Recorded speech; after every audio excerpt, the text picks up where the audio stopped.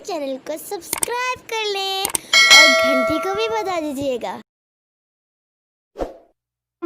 अस्सलाम वालेकुम व्यूअर्स, आज मैं आपको गरम मसाला की रेसिपी देने लगी हूँ। बहुत ही ज़बरदस्त और बहुत ही आसान रेसिपी है। घर में बना के रखें, यह हर खाने में इस्तेमाल होता है। इसको बनाने के लिए जो चीज़ें हमें चाहिए वो ये हैं।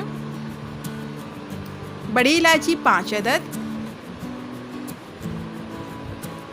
छोटी इलायची 3 अदद,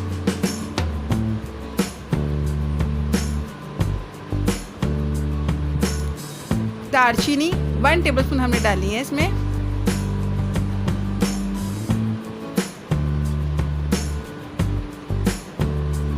लौंग 1 टीस्पून,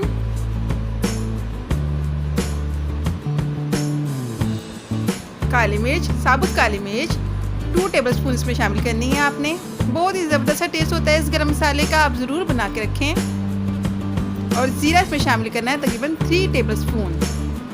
सब चीज़ों को आपने ग्राइंड कर लेना है। बहुत ज़बरदस्त गरम मसाला तैयार होगा। हमने सब चीज़ें ग्राइंड कर ली हैं।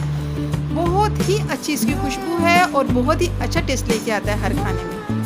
आप ज़रूर बनाएं और ज़रूर ट्राई करें, आपको बहुत बेहतर रिजल्ट मिलेगा। शुक्रिया, अल्लाह हाफिज़।